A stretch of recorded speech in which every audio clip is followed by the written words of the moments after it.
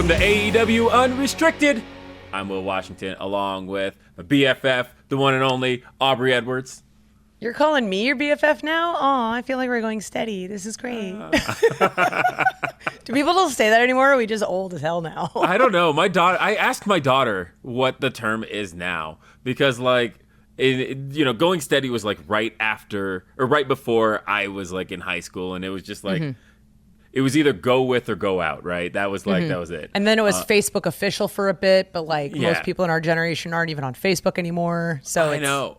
Yeah, and my daughter didn't really have an answer for me. She's just like, I don't know, dating? I was like, okay, that's that fine. means she has a secret boyfriend you don't want to know about. Oh, no, I know about the boyfriends. Anyway, how are you, Aubrey? I'm okay. I'm really excited to talk to our guest today and whatnot, but let's see. What fun stuff has happened at work recently? Oh, did I tell you about the time I got kicked in the head? Yes, but I'm going to pretend like I'm hearing it for the first time because I was like right there, right after, but... It was in my mind because I was at the doctor this morning, and when they don't understand wrestling, and you tell them you're a referee, the first question they always ask is like, well, do you get hit sometimes? I'm like, yeah, actually more than you think. And there was a situation recently on Rampage. I'm going to keep all of the names out of it, but people will probably figure it out just given the matches that I ref. There was a match on Rampage recently where I just happened to be too close to the action, and the kick out that happened was very large and excited, and someone's body came down on top of me through basically their foot. And I immediately am like, oh, I just got kicked in the head. And I'm trying to sit there and do a little okay, how am I? I know where I am. We have about 90 seconds left in this match. I know what the finish is. Okay, cool. We can keep doing this. So we keep going. The match ends great. All that stuff, blah, blah, blah. I do the right thing. I go to medical. I'm like, hey, I just got hit in the head. Want to make sure we're fine. We do the whole test. They're like, nope, you're totally fine. We're just going to give you a bag of ice. It's cool. So, of course, because there's a bunch of other people in the medical room, I'm like, I'm just going to go talk to the guy and make sure that he knows that this is an accident. I fully understand this is an accident. And I tell him, hey, man, you know I got kicked in the head? He's like, what? Oh, my God. I'm like, no. Don't worry about it. 100% an accident. Not the first time, won't be the last. But I just wanted you to know so that, you know that I'm not mad about it, so you don't hear it secondhand from anybody or whatever. And he goes, wait, is that why my toe hurts? And it was just this incredible moment of yep, I have a very hard head. I'm really sorry about that. But yeah, that's the side note. Everyone's like, oh yeah, you don't get in the action too much. It's like, no, I get in the action. You just never really know. Yeah, you definitely get in the action. I saw you right after that moment, and it was very much like okay, don't talk to her, because you were very stoic. You were just like, I gotta get to medical. Yeah, I could tell. Having a grown man fall on you hurts, man. I went back and watched the match immediately after to see if I could catch where it happened. But props to you for continuing to go, because honestly, you got your composure back and you finished the match. And it was only 90 seconds. It's a lot worse when you get hurt early on in the match. You're like, oh, I still have 15 minutes left. This is gonna suck. Yeah. Anyway, Will, who do we have on the podcast today? Actually, Aubrey, we are joined by somebody that I'm quite familiar with. I actually have significant podcast history with. I had to pull it up right before here. The first time I interviewed this person was March 26th, 2011. And quite some time ago. And then he actually did my former podcast not that long ago, but then I left that show. And so I didn't get to actually be a part of that episode. But the one and only Chris Hero is here. Yeah.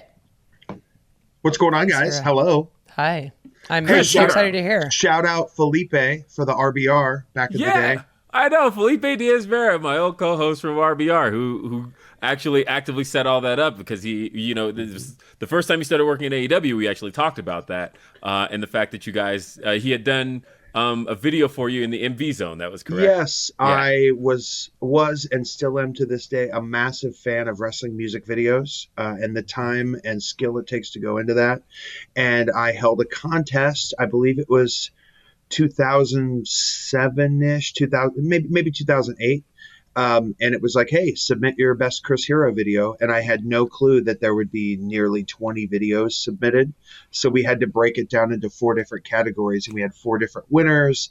And I remember giving away an elbow pad, a ring jacket. And I believe Felipe got the red, white, and blue zip up that I wore Oh, that's cool. when I won Survival of the Fittest. So I believe, awesome. hopefully he still has it. I think he wore it to, I did a show in the Miami area for a group called Ronin, and he came out to the show, and I was like, oh shit, what's going on, man?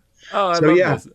I talk to him fairly, not like terribly often, but every once in a while. So I'll make sure to bring his attention to this episode because I think he's gonna lose it just hearing that story. But it's Let's Chris go. Hero, guys. Yay! Hey, Chris Hero, of course, has a massive history in the wrestling industry and also just an amazing mind for pro wrestling. And probably it remains incredibly humble about it, but it's an amazing thing where like Chris Hero just pulls out these random facts about everything pro wrestling. And I love working around Chris Hero. It's been great having you behind the scenes in AEW, which you've been for the last several months. You started not too long after I did. I believe you started beginning of Collision, correct? first Collision. First Collision. Yeah, I First remember Collision. you walked in and I was like, oh my God, it's Chris Hero who's just Hey, working guys. here. And the thing is, Chris Hero is like the nicest man on earth, but you're also like, 100%. yeah, but the hard thing is you're also like super tall. So of course you walk into a room and you dominate the room, but you're just so kind and just so kind to everybody you encounter. And so it's always great having Chris Hero around. Yeah, I've had that. It's so funny. I try to be pleasant. I try to be nice. I think a lot of it comes from working as a teacher / coach. You don't want to be threatening, right? And especially when you're a big dude, you don't want to come in and be aggressive. And so I try to disarm people, and then let them know that I know stuff about their career or their past or their history or whatever, just so that I'm not just, hey, hello, hi, the fake glad handing that kind of goes on a lot in just any type of business, but especially pro wrestling. So just over the years, I've had people that I meet, and then I've known them for about a year, and they're just like, man, I thought you were full of shit. Like I just didn't know. So some people don't know how to take me. But yeah, I think it's harder to be an asshole. I think it's harder to go out of your way to be a jerk than, I think it makes you feel better. It makes other people feel better just to be pleasant. And then it's okay to have an outburst or something, but as long as you go, I'm not mad at you. I'm just mad about the situation, so that people don't take it on themselves. So especially in wrestling, there's so much adrenaline involved. I always try to advise people the second you get back to the curtain, like that is not the place or time to air your grievances because you're just so fired up. You'll say things that you regret. You'll make a scene, and people that don't even know you or aren't even a part of the situation just observe this thing. And I've been there before. I've done it, and I've been embarrassed by it. But it's just we're passionate, right? We care about this. We love it. We want it to go well. So sometimes we just get a little fired up. Let's go. Yeah, let's go. As we were talking about before we started hitting record. I love so far, like we've only been talking for like 5 minutes and already I'm just like, yep, this is why Chris and I are friends because everything you're saying, I'm just sitting here nodding like, yep, 100% believe, agree with, yep. And this is why I think work so well together. I really enjoy working with you. I tell you this all the time. And my it's kind of like my thing that I'm sad about. Like, yes, I love hearing the Chris Hero sultry sounds in my headset. It's legitimately one of the things that I'm like upset that like I work primarily on Dynamite and not on Collision. I'm like, man, I'd really love to get to work with Chris Hero more. No, but it is nice and special when we do get to work together. So it is. Whether it's, hey, can you come and help me with this board? Let's put some names on the board. Oh boy. Can you help with ref assignments? Can you, so it's, can you just I'm help in with like this thing? 3 or 4 of those AEW text threads throughout the day. And it's the ones that like run our company. Yeah. Oh my gosh. It can get inundating where you're like, who do I talk to? And you're texting someone who's literally sitting right there. You're like, oh, okay, let's get it done. Well, you text them because you're also texting 20 other people at the same time. Group text, the AEW story. Yes. But anyway, as we had chatted about. So you came on at the very first Collision, but how did that whole conversation start? I have known Sanjay Dutt for a very long time. Great man. And Sanjay was kind of the go-between for, a couple offers that were made for me in the ring in the past year or two. And I've, stayed in touch with Sanjay. I think I first met Sanjay '02, or it was at least '03, maybe '02 when he was doing CZW. He came in and did some IWA Mid-South. And, we've just been buddies off and on for years. And I just had expressed to him, I was just kind of telling him what I had been doing, where I came in and helped out with ROH in about the last 6 months of the Sinclair era. And then I hopped over to IWC in Pittsburgh to help kind of produce and format those shows. And then this whole thing that I've done this year with West Coast, I would just give him little tidbits here or there on what I was doing. And Collision comes up. They're going to need some more people. We have a ton of coaches, but it's still just a lot. So it helps.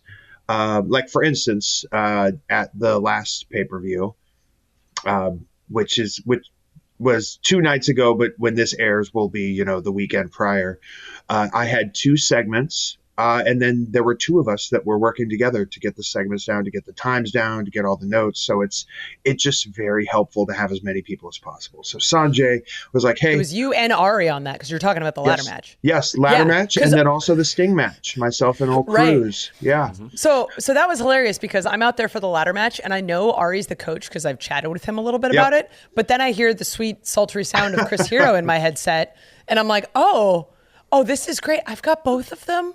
Oh, this is wonderful. So I'm really happy we did that, because that match was all over the place. Yeah, and the good thing is we're sitting right next to each other. I can hear what he's calling, and then I can just handle the stuff either that he's not seeing because he's looking at something else, or I could just handle the times, and I can just, hey, guys, 10 to go, 9 to go, 8 to go, whatever.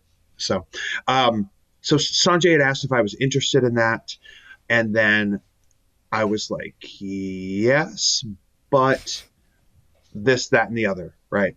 So what we worked out was I would come in for 5 dates. He's like, let me know what your schedule is. Let me know. And then that was like Chicago. Then there were 2 in Toronto, and there were 2 in Hamilton. And then once that was done, we'd kind of reconvene and go, hey, what do you think long-term? And then I had a couple conditions. I didn't want to give up any of the stuff I was doing with West Coast. I wanted to make my return elsewhere before even thinking about doing anything with AEW, because it's just, if I end up doing something in the ring with AEW, I want it to be as special as possible, and not just something that's done just for the spontaneous moment of it, and then it's over and it's done. So that's where the whole TK tweeting, I'm chipping away at him, because I sit next to him at the desk every week. I watch it at work every time I see you, and it's like little by little. He's working on it, and he's trying to get that AEW return for Chris Hero. Yeah, and then the thing is, it's never that I was like, I don't want to wrestle for AEW. It's just I realize how complex and vast the company is, and I wouldn't be satisfied with just doing a one-off thing. Like, oh, I'm here, I'm there. I would prefer to do something with some thought put into it, and something that builds toward the future, and something that can be more than what it starts as. So I just wanted to be, and then also I've been out of the ring 3.5 years. I got to get my head right. I got to get my body right. And I've been working on that. So those were kind of my conditions. And there was like, yeah, no problem. Here, we need the help. We'd like your help specifically. So let's work on a deal, and then we'll get you on every Collision except for when you have West Coast, and then maybe you make it up on a Dynamite, or you do an extra pay-per-view or something. So that's been my schedule, and so far so good. It's been a lot. I haven't been on the road this much since maybe even before I went back to NXT, because with NXT it was some travel loops, some UK stuff, but mostly West Palm Beach, Largo, the Coconut Loop, Winter Haven, Dade Jacksonville. City. You're not getting any frequent flyer miles, right? You're getting you're getting oil changes is what you're getting. So while this has been a challenge to hit the road, especially with my West Coast stuff as well, it's been a challenge to hit the road so hard again. But it's been great. Everybody's been wonderful.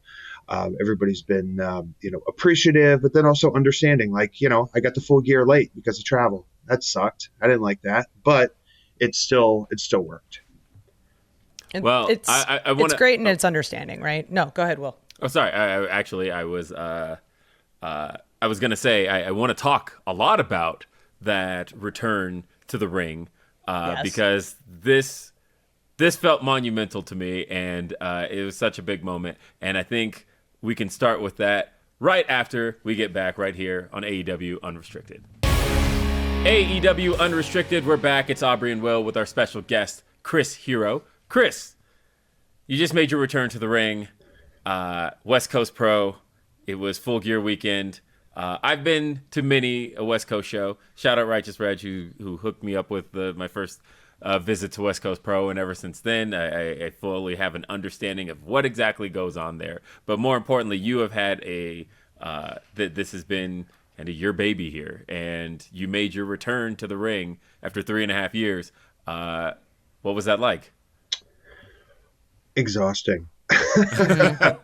No, it was it was actually exhausting physically, emotionally, but it was also very fulfilling.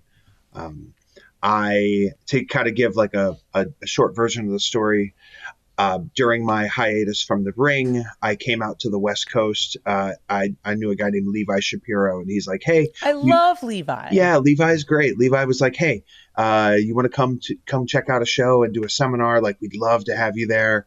Because he's somebody that I met years ago and just long distance have kind of kept in touch with. And he asked if I was interested. And sure enough, a couple months later, I got with the owner of West Coast Pro, Scott Brigani, and said, "Hey, I'd like to come in and do a show, do a seminar." He asked about Rachel, if Rachel wanted to come in and wrestle. And then we're like, yeah, let's do it. And he's like, "Hey, you want to go to a Warriors game?" And I was like, "Of course, let's go to a Warriors game." Basketball, so, of course. I don't know if he was buttering me up or what, but we came, we had a great time. And I just really noticed, I've seen a lot of independent wrestling over the years, and I can't really put my finger on what it was specifically about this place, but there was just something about the spirit of the company, the fans, the locker room, just the familiar nature of it all, that I just felt like, man, this is a place I could really see myself getting involved with. I kept in touch with Scott, offered to come in and help produce the shows, which is a position that does not exist on the independent wrestling scene, because everything is just write some names on a piece of paper. This is the order they're going to go in. Hopefully we play the right music for the right person, and hopefully this cue happens and whatever. What I do, not all of it is 100% necessary, but I like having it in place so that it is as helpful as possible for everyone, from the referees to the ring announcers to the music to the cameramen to the whatever, just so that you have these practices in place. And it just makes things just a bit better. The shows run a little bit more smoothly. The wrestlers have a little bit more direction. And after a couple months of kind of thinking about it, he came back to me and was like, "Hey, yeah, let's do something. Let me see what you offer. Let me, whatever." So I came out Mania. Was it the week before Mania weekend? Yes, it was. Their West Coast Best Coast show. I came just to watch the show, just to hang out, just to see what was going on, knowing that I had worked out this thing with Scott, but we weren't going to announce it until the next month. And then I just kind of was overcome. And I think we were coming back from intermission, and I just went out and took the microphone from the ring announcer and told everybody I was the new matchmaker for West Coast Pro. So what was cool about that is Scott knew, but like, he didn't really know that I was going to do that right there. And then people in the company didn't know I was coming aboard. Everybody was, nice and hello, hey, good to see you, whatever. Also kind of like, why are you here? But I just felt like it was a fun, spontaneous thing to do. And then we got to work on the next couple shows. I've now have helped run 9 West Coast shows, and it's a whole process. I go in, I go up to the wrestling school in Pacifica. Shout out Starboy Charlie and his folks. Babyface Boxing Gym in Pacifica. So we go up there. I spend a night in the ring with the students, young and new. Maybe we have some people traveling in from out of town for the show that'll hit up training. And then I make sure the show's formatted. I get to the venue. I talk to every single match, all the referees, all the announcers, commentators, everything. And usually it's myself, Scott, Vinny will be there also. Vinny is in Japan right now. But to try to cover every base, and then throughout the show, kind of give a little bit of feedback, a little condensed feedback, because you don't have a lot of time when a show's live. And then when the show is done, we all hang out as a group and kind of just like, everybody can exhale, right? It's been a long day. Everybody puts a lot into it. And then the next day, I'm insistent that I stay in town. I get with Scott. We watch the whole show back, start to finish, because otherwise, the further away you get from a show, the less likely you are to go back and watch it. And we want to just make sure that these little details for a commentator, for a ring announcer, or the way we shoot something kind of carries on to the next show, because this happens all the time in any type of industry, but especially in pro wrestling, where you see something and you go, oh, I need to talk to them about that. And then you just don't talk to them. And then you watch it and they do the same thing again. And you're like, man, I messed up. I should have taken time to, whether it's something technical in a match, whether it's something, the way a match is being presented, or where we bleed from one thing to the other. So staying that extra day, making a full 3-4 days of it is more than just coming in and doing a show. So throughout the course of the year, I've kind of been embedded into the West Coast Pro family. I've got relationships with everybody there. I give my number to everyone. And it's just, I don't know, man, it makes you feel good to be a part of something that you have no ownership over, right? So these younger wrestlers that I work with, for instance, Alpha Zoe, by the time this airs, he'll be in Japan, right? His first time. I know how much that means to him. Right? It's not me going to Japan. It's him going to Japan, but I am invested in him and how he does and how he performs and how he's going to take this experience and just, kind of push it to the next level when he gets back. So this type of coaching, teaching, mentoring, whatever you want to call it, big brothering, it really helps you feel more fulfilled in pro wrestling, because you just tie yourself to other people's careers. And, we just want everybody to succeed. And I think I learned that by so many of my peers becoming multi-million-dollar stars in the world of pro wrestling, just the best of the best, right? So instead of having the mindset of that should be me, or I should be there with them, it's I'm a part of their journey, and I'm fulfilled by having been, a part of their trip, a part of their story. That's why the Mania in New Orleans many years ago, that was where Danielson won, right? Claudio won that damn battle royal by tossing Big Show over the top, Tall Paul, if you will. Just what a cool night for me to just be watching from afar and just see these loud ovations and people jumping up and screaming for two people that I was very intertwined with my career. So so this experience has helped me, because 3.5 years is a long time, especially when you're as pro wrestling obsessed as I am. It has really helped keep me grounded and keep my eyes on where I want to go, what I want to do. But in the meantime, I could still be productive. And that's also why coaching at AEW is just so, what's the word I'm looking for? It's just so important to me, to be there, to be a part of this. And, I'm not on camera, but my spirit's there. Right. Mm-hmm. Can I issue you one slight correction? Just because it's a fun one. In that, because I was there at that show when you were announced as the official matchmaker of West Coast Pro. And I thought, was that Mania weekend? No, that was AEW Revolution weekend. Yes. It was. Yes. But it was it 2 weeks before Mania? It was in the same It was area. a month before Mania. Oh, it was a month. It was a month before Mania, San Francisco. And so I remember I was there. But that just represents how much the West Coast has really been eating good this year in pro wrestling, right? That they had a big weekend. They had we did Revolution there, and then we just finished Full Gear, and like the West Coast has really had a whole lot of good pro wrestling, and for a promotion like West Coast Pro, who really benefits from those crowds that are coming in, it's been a great year for them. It's kind of funny because one of the things that goes around with these AEW shows are shots of the crowd, right? Mm-hmm. There were some fantastic shots of the crowd from the forum. Like it just looked so good, so nice. I realize it's a pay-per-view, but man, we're a work in progress. We're just, everybody behind the scenes is just dedicated to pushing this thing forward. So when, you have those light nights and you're just like, man, I just, wish we had, especially for the people that are out there busting their ass in the ring. Like, we want every show to be sold out. We want people, begging to get in, but that's just not always the case in pro wrestling. If you look historically, it's just, sometimes it's tough, but Full Gear was a great reminder of like, man, just this place is packed.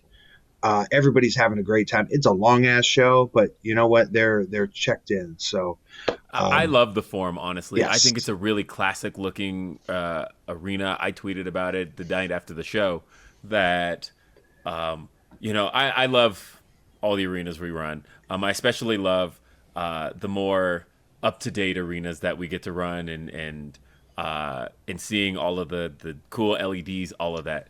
But I also love an arena like the Forum where it has none of that. There's no LED boards in the crowd. There's nothing. It literally is just a sea of people. It is a very classic looking venue. You know it when you see it. And when you can get good crowd shots of a place like that where, like I said, you see no LEDs, there's no branding all throughout, as cool as that is and as important as that is, and there's a reason why it's done. I love seeing just a good, cool, classic looking arena. It's just a sea of humanity.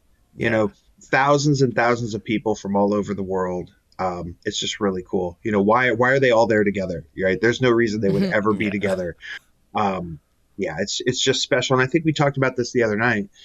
There is just something to be said for a venue that has its own personality. You're in a video game and you're like trying to pick which setup you want. Or Street Fighter or whatever it is. You're like, ooh, I want to fight here. I want to fight there. Like, it's awesome when you can tell a venue just by popping it on for 10 seconds. You go, oh, they're at the Boston Garden. Oh, they're at MSG. Yeah. Oh, that's the ECW arena. Oh, Queens Elks Lodge. So it's important for us to have those venues. Love it. Before we move past West Coast Pro, because we talk about your involvement as matchmaker and you being involved with the show, and just as a side note, I love that when indies understand the importance of bringing in someone with TV experience in to help, even though it's an indie, because the jump from indie to TV is so massive, and that little bit of experience you're giving everyone, from the wrestlers to the refs to literally everybody, a little bit more insight is just going to help them be so much better. And I wish more indies did this. So thanks, West Coast Pro. Anyway, you wrestled Timothy Thatcher. I did. Is an incredible performer, one of my favorite wrestlers. We've had him on AEW, but you two have an incredible history together. So to have this be your first match back, I thought was so fitting. And what was this whole process of wrestling Thatcher after you guys have had the history together? What was it like? Man, he is just a tough physical man, right? It's like, yes.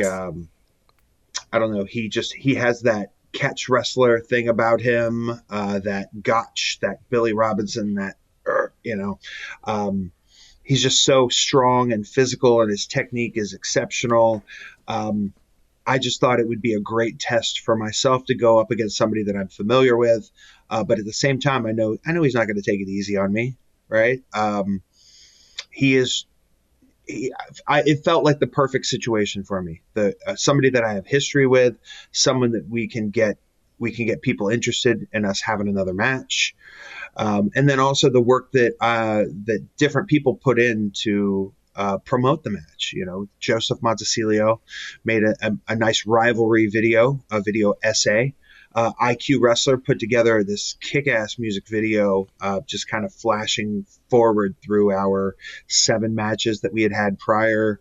A lot of people wrote pieces. I did a bunch of interviews, and he's someone that I had history with, and I knew that I wanted to wrestle again. You know, I see guys, and I'm just like, oh man, I just want to either wrestle them for the first time, I want to wrestle them again, and I just felt that show that I announced myself as a matchmaker, he wrestled Speedball Mike Bailey. And my God. And those are 2 guys that are uniquely them.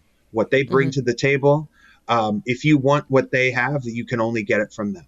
You can get people that have similarities, but they're just so iconically themselves, that, you know, maybe that even, I didn't have that thought back then, but maybe that planted the seed for someone that I wanted to have a match with, somebody that I wanted to come back against. And just for the people listening to this that have not gotten a chance to see, or maybe are hearing this for the first time, West Coast Pro Wrestling, right? That's the company that's based out of San Francisco or even South San Francisco. You can go to their YouTube channel. You can watch the whole show. It's streamed live. The show is still up on YouTube. The music videos that have been done, the essay video, those are all on the West Coast Pro channel. So please check those out and let us know what you think, because a lot went into it, not just me, but it meant a lot to be able to go to West Coast Pro, and the people that have seen me as a helping hand behind the scenes, or like I said, a mentor, an uncle, a big brother, whatever you want to call it, to then see me putting spandex on, to see me with a spray bottle, kind of getting ready for a match of my own. It was really cool to have things kind of switched around, and everybody was so loving and so supportive, and so appreciative. I'm so glad I was able to come back, and I'm even happier that I was able to do it at West Coast Pro. Hell yeah, man. I love it. I love this conversation so far. I love Chris Hero. Let's go. Phenomenal. Let's go. Let's fucking go. Yeah, we've got so much more to talk about here on AEW Unrestricted. Coming up. AEW Unrestricted. I'm Will. She's Aubrey. And of course, he's Chris Hero.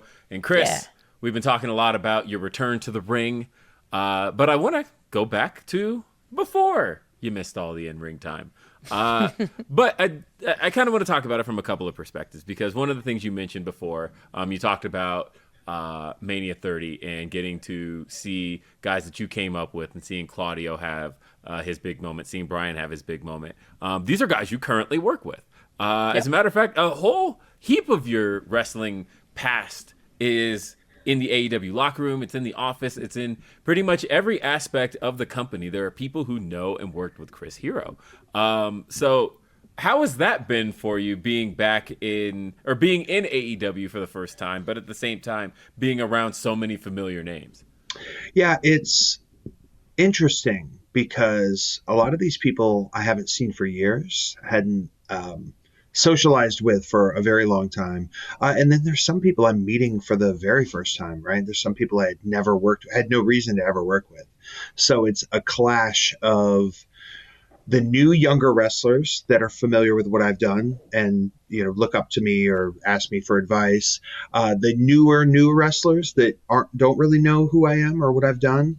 The older star wrestlers that may not be quite sure what I've done. And then the people that I spent hours and hours in cars with, and planes and trains, automobiles, all that good stuff. It's a good mixture. Like Jimmy Jacobs, right? I sit in the office with him, and he is somebody that I met when he was 15 years old. He was jumping Jimmy Jacobs. He came to the ring on a pogo stick. I believe it was August 13th, 1999. I think that's the exact date on it. Show in Platteville, Wisconsin. I'm going to look that up on Cage Match now. Yeah, that was also the first show that I met Tracy Smothers. So it's just burned into my brain.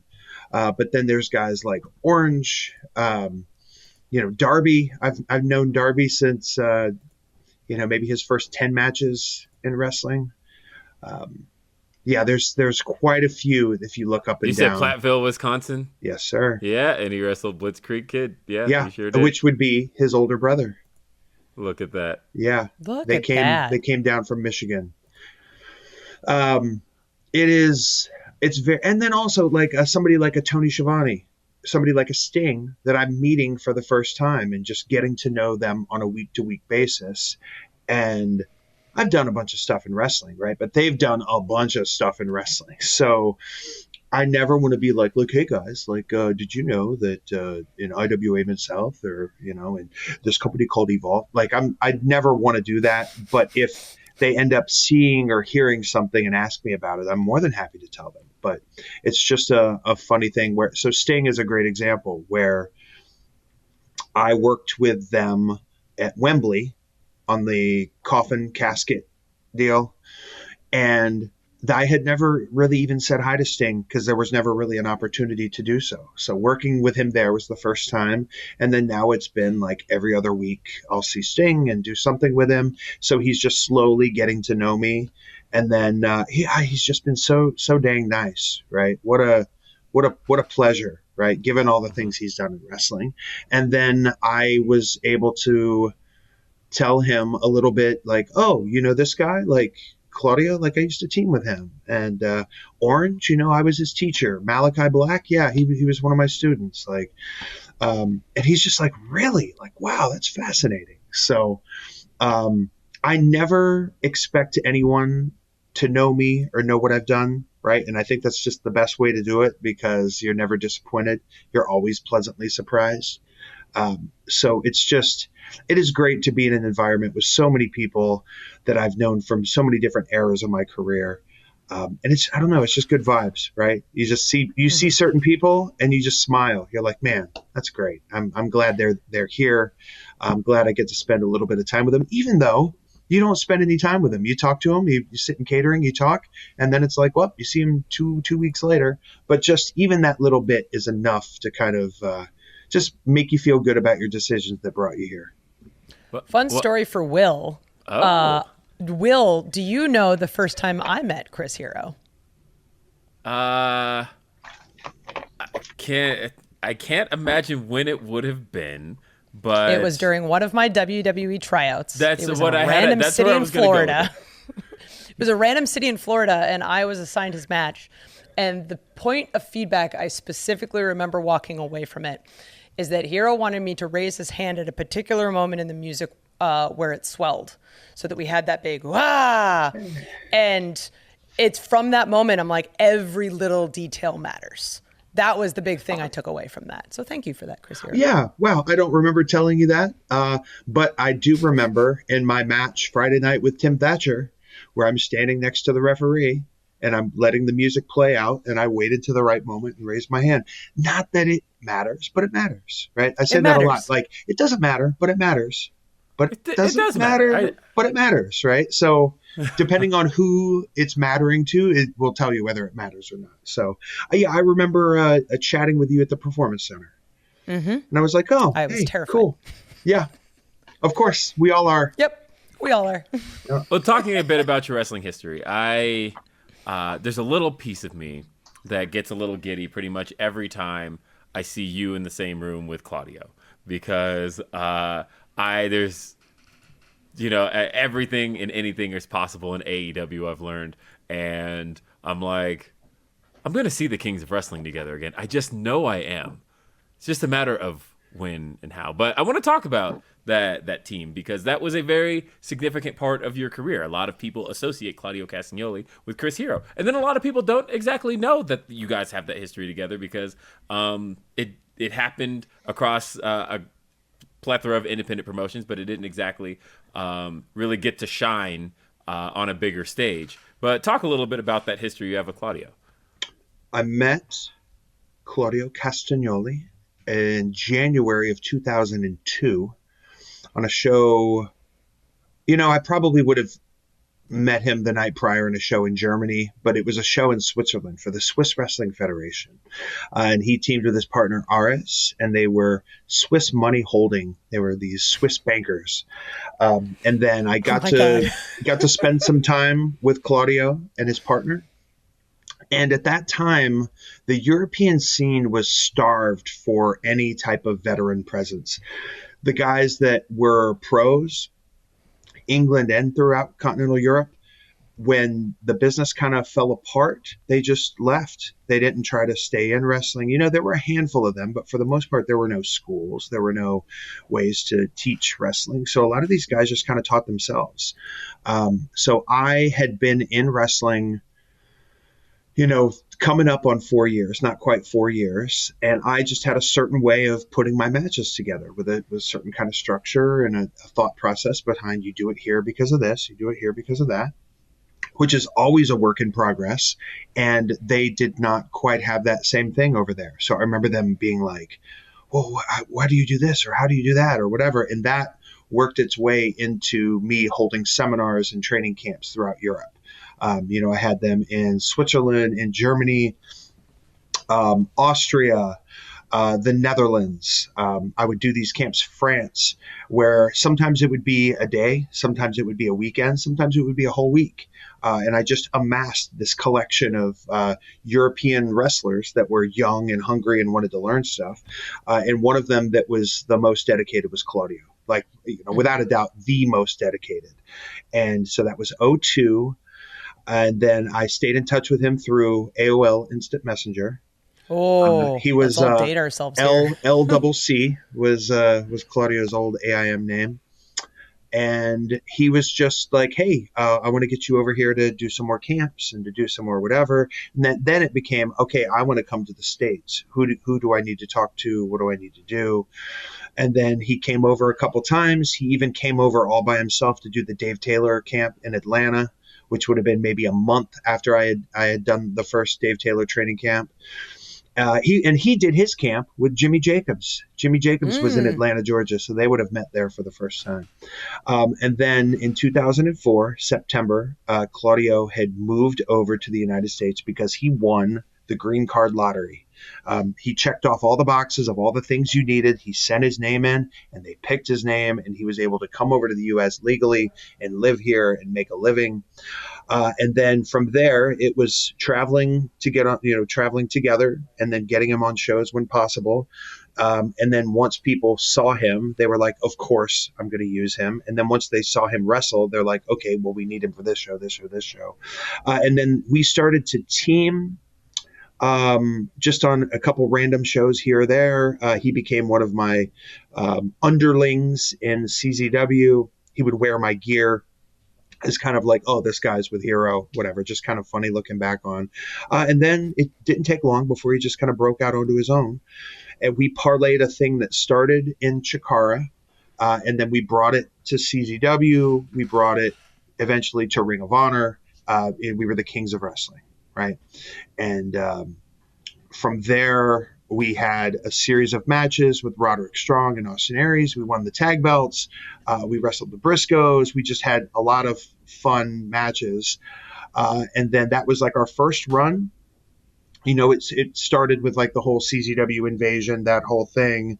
And then eventually we were just kind of, I don't want to say in singles purgatory because that's not the right way to say it, but we weren't, Right. We were the guys in other people's stories, and the stories weren't about us. Right. And that's okay. That's how it is in wrestling. Right. So what is just really cool is that I was in a program that I lost, at the end of the thing and the blow off, I lost. And he was in a program at the end of the day, he lost. And then at the end of the night, we both came out together and beat the hell out of the Briscoes, and the Kings of Wrestling were back. And it was just like magical, that moment. And then from that point on, the next year and a half was our best run. We had our best opponents. We had our best matches, our synergy. We were doing more tags in Japan. We got to have a GHC championship match at Budokan, which is a very cool moment against Sano and Takayama. We wrestled the Motor City Machine Guns. We wrestled the Briscoes about 12 times probably. And that really crystallized all of our best moments. And then it wasn't until, we both signed with WWE. And then we were in a couple matches together, Claudio and I. And then as a special Full Sail Dark match, we teamed up again. against Seth Rollins and CM Punk. And it was like, Oh. oh, this is just something kind of fun for the people there live. And there's some photos that kind of circulated. And I had a copy of the match for years that I was like, oh, cool, I got this. Then they put it on like one of those hidden gems DVDs. And I was like, damn, I wanted to hoard it for myself. Right. But then the other cool thing was in 2018, I'm back in NXT. Claudio's on the main roster. I had, it was my 25th anniversary month. So it wasn't on the exact date, but that month I had a match with Adam Cole, who one of my favorite people in wrestling, but also favorite opponents. He's just the best, right?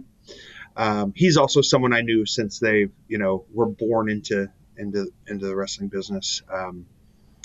We had a match, and then he had his group, his Undisputed Era guys.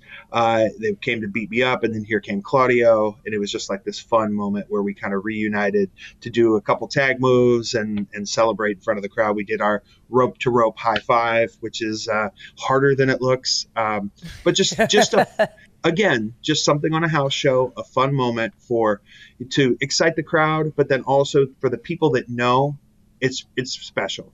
Right. And for me, it was very special. So yeah, I get to see this guy. I don't see him all the time. We're on different shows a lot, but yeah, it's pretty surreal to see someone who I would crash in their guest room in Switzerland when I'm doing a training camp, or we would be living at this small apartment in Mexico with these like children's beds, or even crash mats. We slept on crash mats, or just taking the train in Japan, somebody that we've been across the world together and shared a lot of time in ring, out of ring, and just like, oh, there he is. Like, he is a fully realized adult man, world-class, top-of-the-line pro wrestler. It's just real fun to look back on. Damn. All right, before we call it, I'm just kind of curious because you've been at AEW for a few months now, and I enjoy working with you. Many enjoy working with you. I would say, what's been your favorite part so far of your role as a coach backstage at AEW? In any situation, when you're working with somebody old or new, and you can kind of see a light bulb go off, it's so rewarding, right? When I give feedback or give my opinion, I often qualify it with like, hey, this may not be right. This is just kind of the way that I'm thinking. And I think it this way because of this. And now it's in your court, right? Hey, try it. Take it if you want. But when you see someone trust in you and go, all right, that sounds right. Maybe I'm not 100% bought in, but let me try it. And then they try it and it works. You feel vindicated. You're like, yeah, I know what I'm doing. Let's go. Right. Mm-hmm. But at the same time, that builds up your equity with the talent, and not just with them. Other people can see that too. And other people are like, it is so flattering to have people say, hey, I'm going to ask if you can coach my match. Is that cool? And, or going forward, like I've had a couple people do that, and it's always incredibly flattering. And it's just like, wow. It makes you feel good, right? But then also it motivates you to like not fuck up, right? Mm-hmm. How many times are you like, it's a work in progress. I feel like there are aspects of this job that I'm very good at, and there's some that it's a work in progress. On the job training where I'll be on headset and I'll just be like, God, I missed it, or I forgot to say this to someone, or I forgot to do this, but that gives me a mental note to come and try to be better next week. A lot of what we do in the ring, out of the ring, comes down to two things. It comes to caring, and it comes to trying. So like if you mess up and it doesn't go well, or the people don't like it or whatever, as long as you care about that, and as long as you try to do better next time, that's all you can ask, really. And doing those things puts you on a trajectory for success.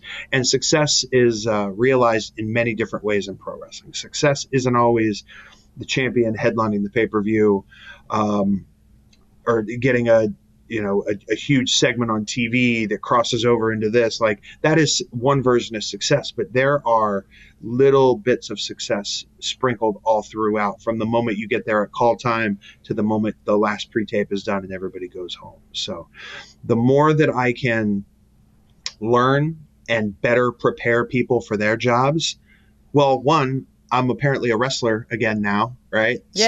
So that helps me in my own career, my own endeavors.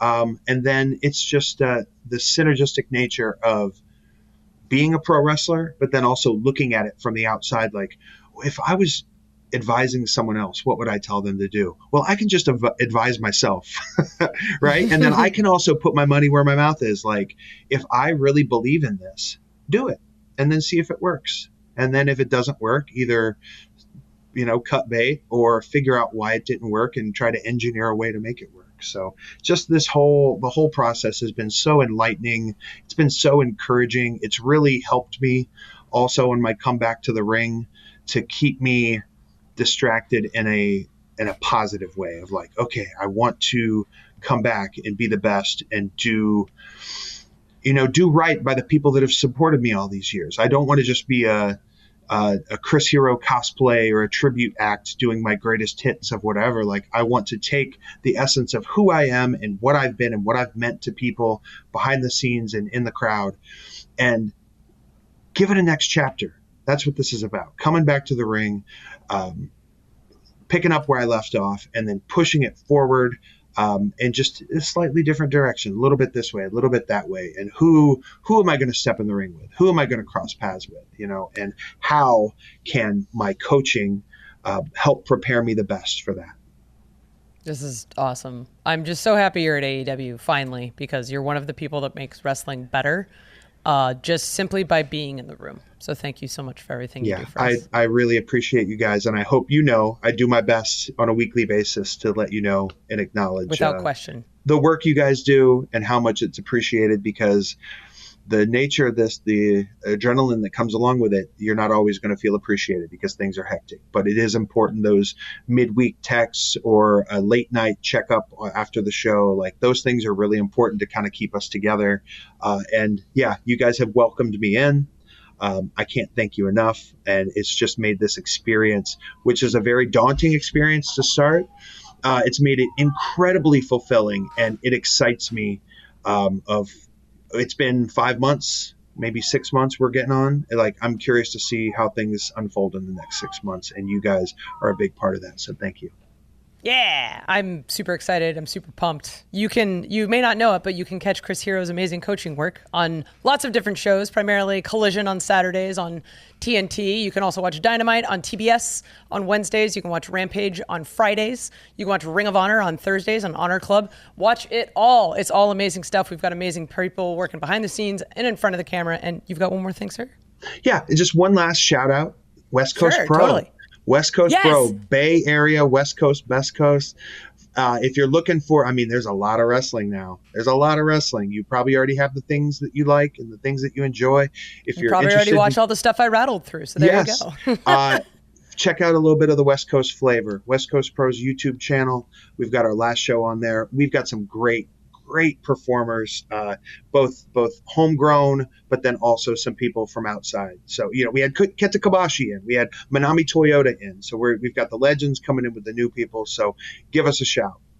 Hell yes. I am Aubrey Edwards with Will Washington. This has been Chris Hero. Thank you so much for listening to AEW Unrestricted.